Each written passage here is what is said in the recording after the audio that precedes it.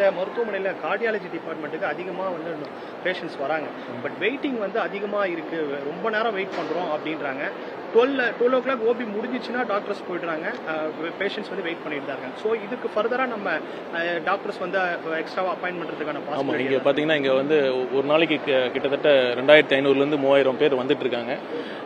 நீங்களே சொன்ன மாதிரி அதிக அளவுக்கு நோயாளிகள் வராங்க.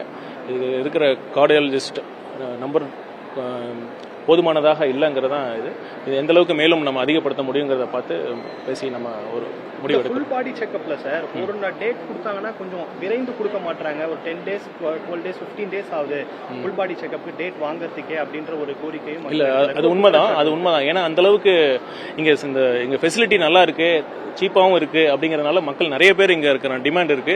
நாங்க இதே மாதிரி வேற இடத்துல எப்படி இன்னொரு இடத்துலயும் இதே மாதிரி சென்டரை கொண்டு வர முடியுமாங்கிறத பத்தி நாங்க கலந்து பேசி கூடிய விரைவில் அது மாதிரி இன்னொரு சென்டரும் இது மாதிரி ஓபன் பண்றதுக்கு நாங்கள் அனைத்து முயற்சிகள் நாங்கள் எடுக்கிறோம். நேற்று செங்கல்பட்டுல இருக்க ரங்கநாதபுரம் அரசு ஆரம்ப சுகாதார நிலையத்தில் 1 மணி நேரம் மின்வெட்டு ஏற்பட்டிருக்கிறதுனால அந்த டயாலிசிஸ் நோயாளிகள் பெரிய அவஸ்தை இருக்குன்னு சொன்னாங்க. ஸோ ஹாஸ்பிட்டலில் அந்த மின்வெட்டு ஏற்படாமல் இருக்க என்ன மாதிரியான இன்ஸ்ட்ரக்ஷன் கொடுத்துருக்கோம்? இல்லை, நாங்கள் மின்சாரத்துறை அமைச்சரிடமும் முதலமைச்சரிடமும் நாங்கள் அதை பற்றி பேசியிருக்கோம். குறிப்பாக ஹாஸ்பிட்டலில் பார்த்தீங்கன்னா இப்போ மின்சாரத்தின் மூலமாக இயங்கக்கூடிய உயிர் காக்கும் கருவிகள் நிறையா இருக்குது. நீங்கள் சொல்கிற மாதிரி வென்டிலேட்டர் நிறையா இருக்குது. அதனால் நாங்கள் ஸ்பெஷலாக மருத்துவமனைக்கு மட்டும் அந்த மின் தடை ஏற்படக்கூடாதுங்கிறத நாங்கள் பேசிட்டு தான் இருக்கோம். அதே மாதிரி ஒருவேளை ஏற்பட்டால் அதுக்கான பேக்கப் ஜென்ரேட்டர் வசதியும் அனைத்து மருத்துவமனைக்கும் இருக்க மாதிரி நான் பார்த்துக்கிறோம். சார், இந்த திருச்சி செவிலியர் உயிரிழந்த விவகாரத்தில் எப்போ சார் அறிக்கை வரும்? அந்த விசாரணை எந்த அளவுக்கு இருக்குது சார்? இப்போ பார்த்தீங்கன்னா போஸ்ட்மார்ட்டம் ஃபைண்டிங்ஸ் மட்டும் இன்னும் வரல. அது வராதனால நம்ம முழுமையான ஒரு முடிவை நமக்கு சொல்ல முடியல.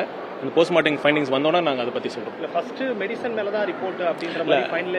ஏன்னா அவங்க சைடில் என்ன சொல்கிறாங்க, எல்லா விசாரணையும் போனால் கடைசியில் ட்ரக் மேலே வந்து பழி போட்டுடுறாங்க. மருத்துவர்கள் மேலே தவறு இருந்தால் கூட கடைசி கட்டத்தில் ட்ரக் மேலே பழி இல்லை. அது வந்து இன்னும் அந்த ட்ரக் மேலே தான் காரணம் அப்படின்னு சில ஊடகங்களில் வந்தது. அது இந்த நேரத்தில் நீங்கள் ஒரு கன்ஃபர்மேஷன் ஆகிறதுக்கு முன்னாடி இந்த மாதிரி ஊடகங்களும் தவிர்க்க வேண்டும் என்று நான் கேட்டுக்கிறேன். முன்னாள் முதல்வர் திமுக தலைவர் பேசும்போது எல்லாமே இந்த ஆட்சி 3 மாதத்தில் கிடக்கும், 6 மாதத்தில் கிடக்கும், அது மாதிரியான கருத்துக்கள் தொடர்ந்து பதிவு செஞ்சுருக்காரு. அதை எப்படி தான் பார்க்குறீங்க? ஒருவேளை அப்படி நடந்ததுன்னா நாங்கள் தேர்தலை சந்திக்கிறதுக்கு நாங்கள் ரெடி. அவங்க ரெடியாக இருக்காங்களா சொல்லுங்கள், கேட்டு சொல்லுங்கள். அது ஒருவேளை அது மாதிரி அது மாதிரி நடக்க வாய்ப்பே இல்லை. கண்டிப்பாக 5 ஆண்டுகள் ரொம்ப இந்த ஆட்சி நீடிக்கும். ஒருவேளை எப்போ நடந்தாலும் தேர்தலை சந்திக்கக்கூடிய ஒரு ஆற்றல் நமக்கு இருக்குது. ஏன்னா நமக்கு எந்த வித காசும் இல்லை. 5 லட்சம் 25 லட்சம் செலவு பண்ணிலாம் நம்ம ஜெயிச்சு மினிஸ்டராக இருக்கோம். ஆனால் அவங்க எவ்வளோ செலவு பண்ணியிருக்கான்னு நமக்கே தெரியும். அந்த நம்பிக்கை இருக்கா, அந்த துணிச்சல் இருக்கா, நீங்க அவங்களே கேட்டு சொல்லுங்க. மீண்டும் தேர்தலை சந்திக்கிறதுக்கு. இல்லம்மா, அது தவறான செய்தி வந்தது, அதனால சொல்றேன்.